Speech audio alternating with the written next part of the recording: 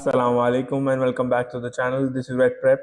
I'm building up to Manchester United away trip to Wigan Athletic in the FA Cup third round. Manchester United begin the FA Cup campaign with FA Cup being the only trophy that they are realistically in the running for. They are the current runner-ups because they lost against Manchester City on their way to being the second ever English team to win the treble. And with the league form dwindling for Manchester United, they're languishing in the seventh spot, like 8 points behind Tottenham Hotspur, who are fifth in the table.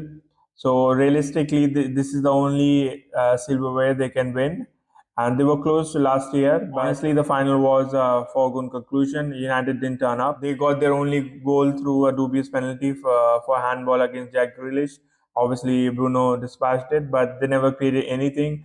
And City were under cruise control. And the fact that United had an opportunity to stop them for emulating their own achievement of 99. It really was agonizing, and it certainly put a dagger through the hearts of United faithful all across the globe. Obviously, there's nothing we can do about it now, but United will be hoping that they can turn around and reach the final again at Wembley this year, starting with Wigan Athletic. Wigan Athletic have been struggling for the last decade, a little like Manchester United. Obviously, the scale is different. They haven't been in the Premier League since 2013 when they actually won the FA Cup, the only time they won in their history. And that too beating Manchester City 1-0 in the final under Roberto Martinez. But since then, they've been under administration. They've had a couple of takeovers, had a couple of relegations. They've been yo-yoing, across the English football pyramid for the last few years. They're playing right now in League One. After being relegated last season from the Championship, they've been struggling around.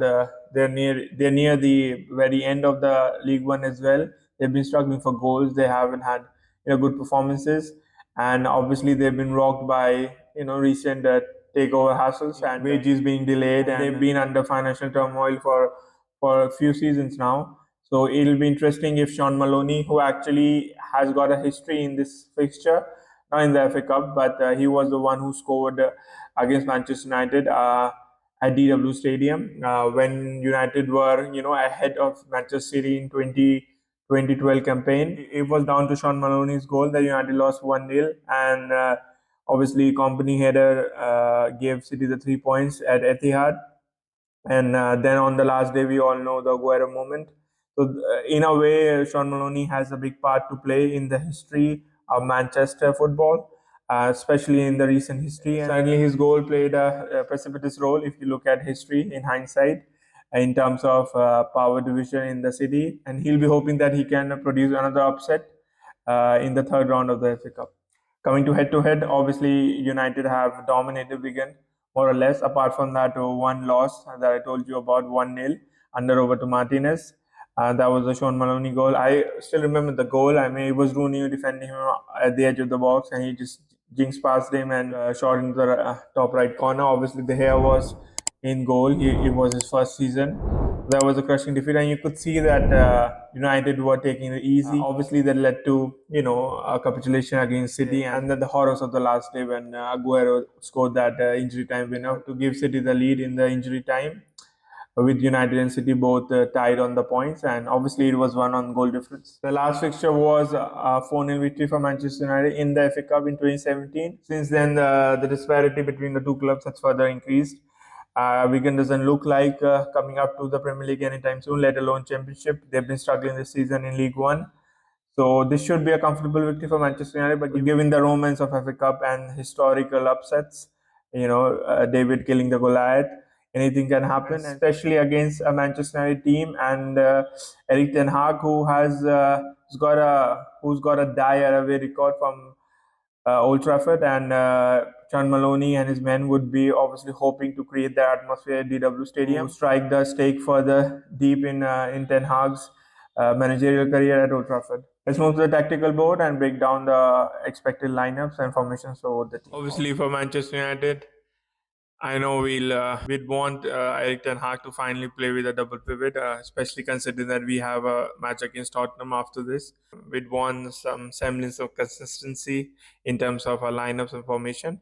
but given his obtuse ways, overall record, I can see him going with one pivot of Menu and Ericsson and Fernandes against a low block. So that could be, a struggle for Manchester United. Obviously, I'd like to see Garnacho being rested. I don't think he has done enough to deserve, continuation in the first team. So I think Rashford will begin on the left hand side. He's already scored.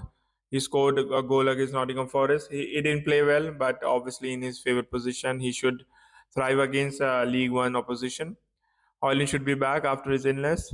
I like to see Ahmad giving a start against Wigan, who he played against in the championship also, and just build on the spark that he showed against Nottingham Forest, and get more fitness, especially because we have Tottenham in the following match in the Premier League. Obviously, Evan would start. I'd stick with Varane. I don't know how far Licha and Casemiro are. I think this game might be too far for them. We might see them make an appearance in the Premier League match against Tottenham. Shaw should be back. Obviously, they've sent Reguilon back, so I presume that Shaw is fit enough to continue.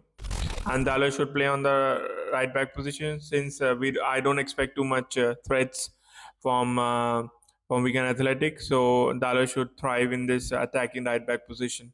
For Wigan Athletic, obviously, we don't know too much. I haven't been, keeping tabs on Championship, let alone League One. Championship to a degree, but certainly not League One.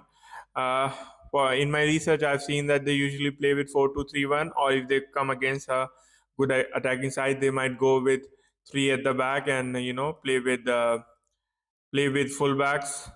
Obviously, they have McGuinness and Humphries and Wyke as strikers. They have rotated them recently, so it remains to be seen which one they opt to go with.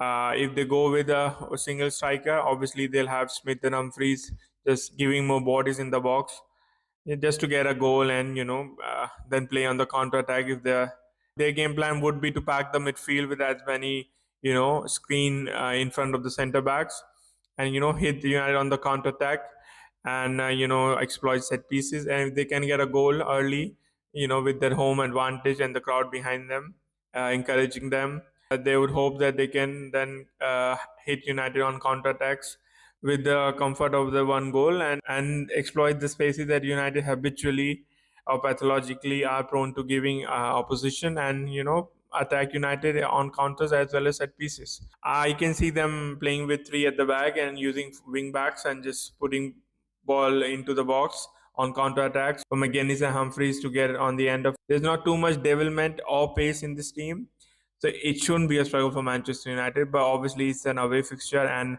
this will be the biggest fixture for their season. So Sean Maloney definitely would want to rile them up and make them for these players the game of their career, really. So United can expect a hostile welcome on and off the pitch at Wigan Athletic. It was excruciating, that timid whimper of a performance against Manchester City in the FA Cup final. Obviously, they had a role to play in conceding both the goals, but the team overall, they showed no fight. The City deserved their treble and their FA Cup victory against Manchester United. The fact that United have regressed further from there on in, just shows the travesty and the lack of direction that mires this club right now. And top down, from the owners to the academy, it hasn't been good enough for the last decade. There are shoots of change in terms of structure, but obviously we'll be skeptical of that,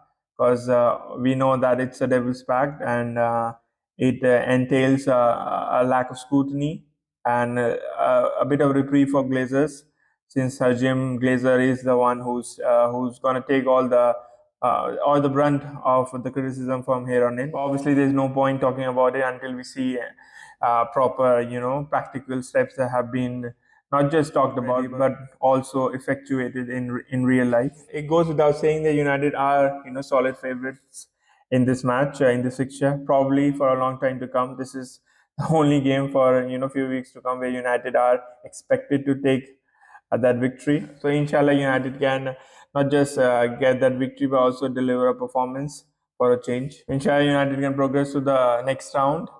We'll try to be back with red dissection episode for this match. though there is a chance that we might not be able to bring you that this time around. But in any case, until we meet again, take care, do good, pray for Palestinians and all the oppressed people all across the globe, man, woman, and child. Assalamu alaikum.